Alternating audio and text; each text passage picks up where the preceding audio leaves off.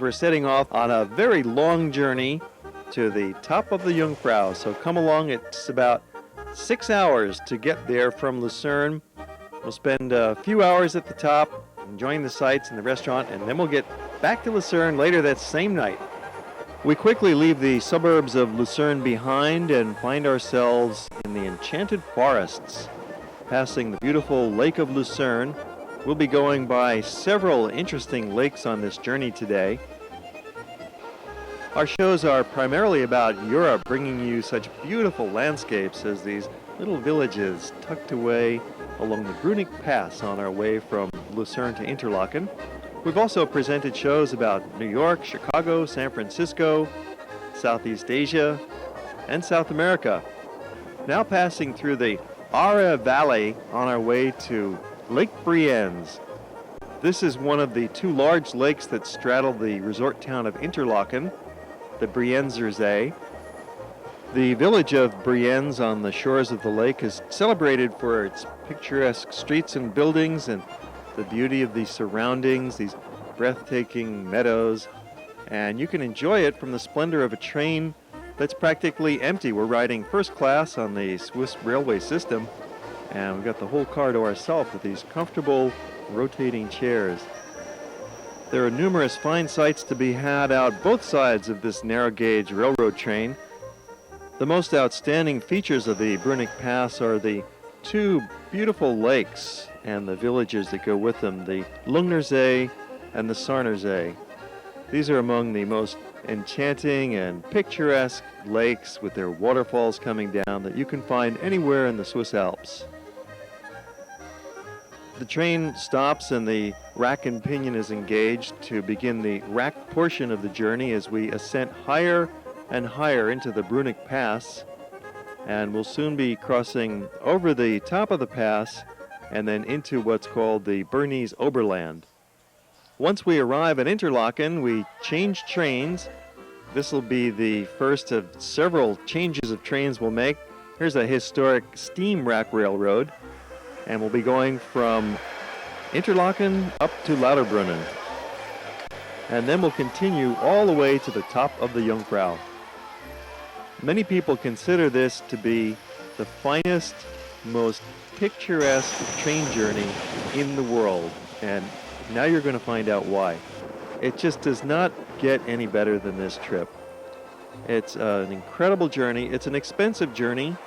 The round trip from Interlaken to the Jungfrau will cost you over $100 for a one-day round trip. That's quite a bit of money, but you'll see that it's money well spent.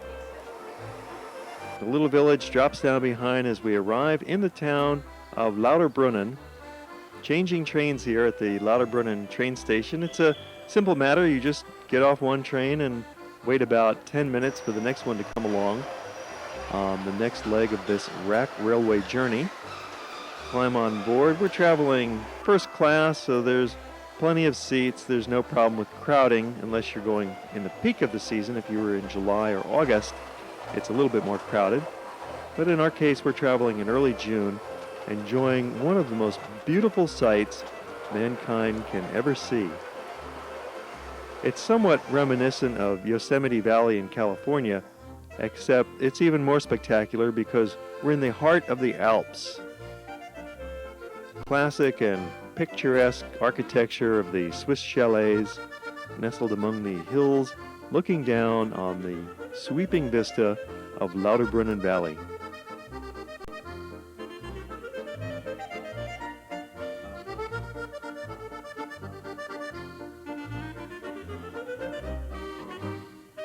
You'll wonder how could anything be more beautiful than that, but you'll soon find out as we get up to the Jungfrau itself. Stopping briefly in the village of Wengen, picking up a few more passengers. We're riding along on the Wengernalp Railway, and it provides an endless succession of panoramic vistas with its twists and turns. Out both sides of the train, you'll see mountain peaks galore. We're getting right into the heart of the matter now, so you don't have to strain yourself or search very far to see mountains because they're all around you. We're now getting closer and closer to the north face of this central massif of mountain peaks. with the three stars of the show, the Jungfrau, the Eiger, and the Munch. We're getting closer and closer, and we'll be soon changing trains at Kleine Scheidegg and continuing on the final leg, which will include tunneling for 4 miles through that mountain to get up to the top. Here at Kleine Scheidegg, we get off one train and get on the last leg of our ascent to the top of the Alps. Couldn't be easier. This is one of the miracles of Swiss engineering. Up until 1912, you actually would have had to walk and hike and climb to get up to the top of this mountain. But now it's so easy. You just sit back in your comfortable seats, and then the train will stop for various scenic vistas. Eigerwand is the first stop, and they've carved out some windows and observation areas so that you can get off the train for about 10 minutes, stretch your legs, and enjoy this beautiful vista down below. This station is at 9,400 feet high. The next station at IJsselmeer is 1,000 feet higher and gives you a vastly different panorama, because here you realize that you have arrived into the middle of the snowfields. It's a most incredible vista. And we're lucky today because the weather is perfect. Some days it might be cloudy up here and you can't see anything except clouds. When we started the journey in the morning in Lucerne, it looked like a cloudy, rainy day, and we were very uncertain about whether to go, but we had planned it, so we went and we lucked out.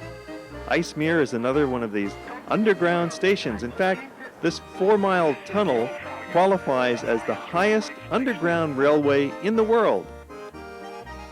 One of the most miraculous engineering feats ever accomplished. When the train reaches the top, you've arrived at the highest train station in Europe, and then you walk through an ice tunnel to get out onto the snowfields. And they've decorated the tunnel with some whimsical and attractive carvings. Then finally, you're outdoors with your feet in the snow, and this is in the summertime, all summer long, because it's a glacier. It's the Alps Glacier, the longest glacier in all of Europe. There's snow here all year round. Of course, in the wintertime, it would be much, much colder. But today, in the month of June, it's very pleasant, beautiful and sunny. It's even warm out here. One is just overwhelmed with the appreciation of this beautiful natural vista, and also overwhelmed by the marvelous Swiss technology that got you here. There was no effort at all for the passenger. You just sit back, and then all of a sudden you're transported into this other world. These amazing crows probably flew up from Grindelwald to get some morsels from the tourists, so we're happy to oblige with our extra breadcrumbs. They've earned a little treat, and our eyes are just treated to one sight after another, and we'll soon be having lunch because there is a nice, modern, tasty cafeteria right at the top here. All the conveniences of modern civilization. And at the same time, you've got the satisfaction of a high adventure. We're standing up at the Jungfrau mountain. Behind me you see the peak of the Eiger, and this is one of the most spectacular sights in all of Switzerland. We're practically at the top of the Swiss Alps right now, and it's a beautiful day. It's a sunny day, there's a blue sky, and we can see for about 50 miles in every direction. On one side we can look down at the little village of Grindelwald, and on the other side we can look at Europe's longest glacier. The Alps Glacier is the longest flow of ice in all of Europe, and it has a most spectacular setting surrounded by these white peaks. It certainly draws a lot of attention from many tourists who come here and make this one of the most popular mountaintop vistas in the world. The glacier flows into what looks like almost a bowl between the range of mountains. This is called a glacier circus, and it's named the Concordia Place. Several other glaciers flow into this same bowl, including the Grünig Glacier and the Jungfrau Glacier. And then just on the other side, you can look down into the alpine lowlands and gain a view of the village of Grindelwald.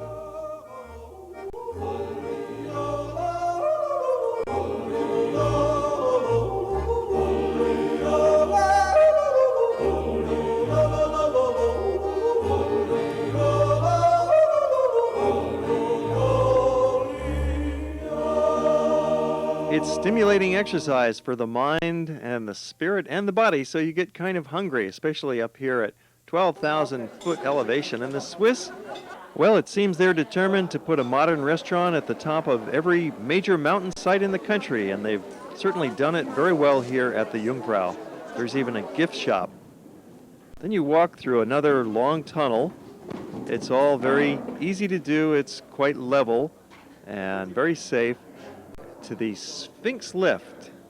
This will take us up to the highest level of all. It's a free elevator ride that's included in the price of your train ticket.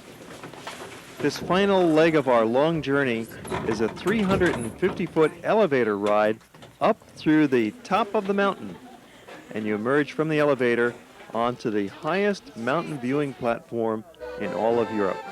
And here the sights are even more spectacular than they were in the open snowfield. And for those who don't want to walk on the snow itself, well, they can skip the lower field and come right to the top. And here you get an even better view of the Grindelwald side. It helps to have a map to get some perspective and bearings on where you are and what you're looking at.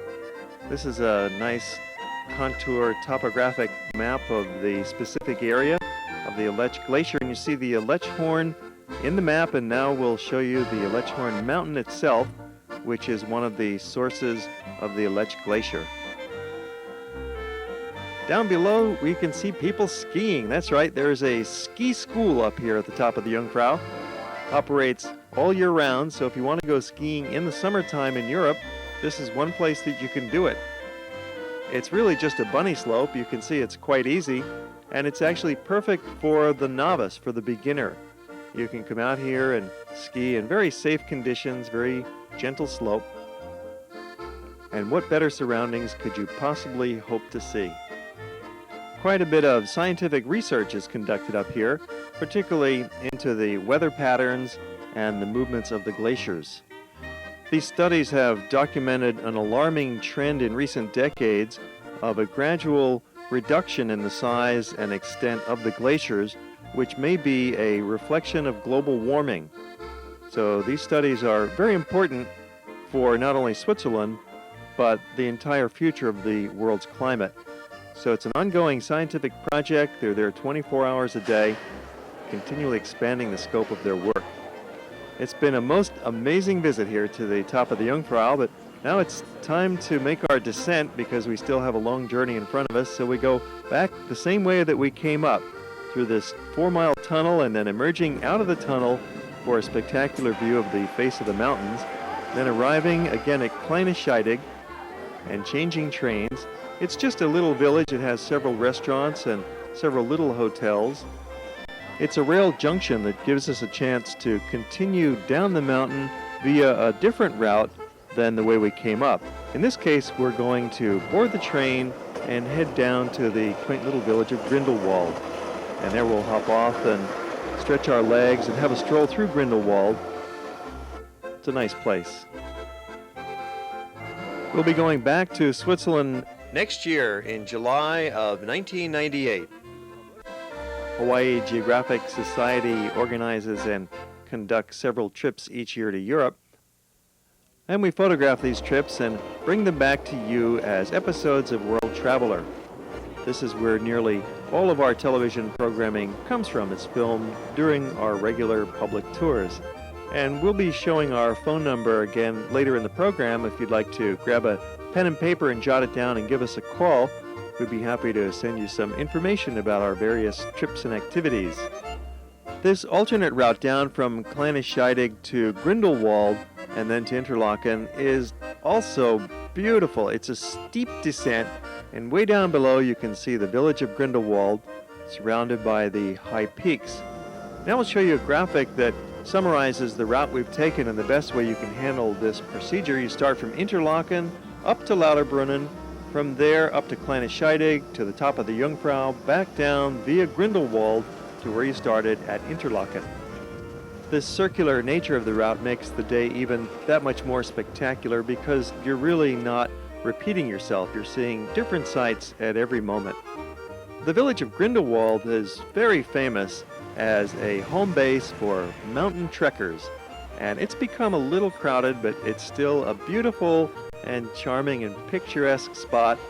You can find some nice little hotels on the edge of the village, and the great charm of Grindelwald is that it's a springboard to beautiful different mountain trails for hiking.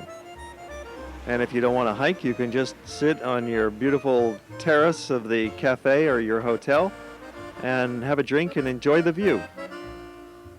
Grindelwald is a bit of a busy town. The main street gets a little congested with tour buses and other motor traffic. So the downtown itself is not all that spectacular, but it's the entree to some of the world's most beautiful countryside all around it that makes Grindelwald a worthwhile place for you to stay. From Grindelwald, it only takes about 45 minutes to journey back to Interlaken, and you pass through more of the spectacular alpine valley scenery. You'll see farms and rivers and some more little lakes and the Swiss chalets everywhere. This is a fairly well-populated valley, although not crowded by any means. Interestingly, the population density of Switzerland is much higher than that of the United States. You'd think that Switzerland, with all of its greenery and open spaces and mountains, would have a fairly low population density, but it's 6 times higher than America. The Enchanted Forest. There's many hiking trails that go right through the forests themselves as well. You don't have to be hiking up on top of mountains on the more open trails. You can easily find lovely and luscious trails that parallel the rivers and the valley bottoms. Making our way back down again, we'll be changing trains in Interlaken for the last leg of our journey that's going to take us back to Lucerne where we started. Passing again along the beautiful Lake Brienz, called the Brienzer See. It's one of the 2 lakes that straddles that resort town of Interlaken. We could summarize this Swiss experience: soaring mountains, shimmering lakes, rivers that flow through narrow valleys, occasionally plunging from heights in billows of foaming waterfalls, grand mansions and country inns, farmhouses where farmers share their stories and their homemade produce, and you can stay in farmhouses with families if you so choose. Rich history, colorful festivals, and local markets. People who love to share their lifestyle, their crafts, and their time-honored traditions. We're going back along the same routing that we started earlier this morning, heading from Interlaken to Lucerne. We're going through the Brunig Pass and the Aare River Valley, passing a variety of tiny villages and quaint chalets, family farms. There's mostly dairy farming in this region. You'd think that all of the Swiss are farmers, but only 6% of the population is actively engaged in farming. The Swiss are more of a urban people as we arrive back to our favorite city in Switzerland, into Lucerne. It's been quite the day. After all this traveling, it's nice to be settled back into our home base in this most quaint and picturesque Swiss town. We're tired and hungry after this long day, so it's time to eat. We've had a long day. We went up to the top of the Jungfrau and we had a spectacular view of the highest and biggest glacier in Europe. And we've gotten home. We were on the road for 14 hours and we're just too tired to go out to a restaurant. And so when you're staying at a hotel like the Balance, which already has one of the finest restaurants in Switzerland, all you have to do is order room service and bring it right to you at your room. Particularly when you have a nice room with a little terrace as we do here today. So we're enjoying a relaxing meal, a little wine, a little steak, rice and soup.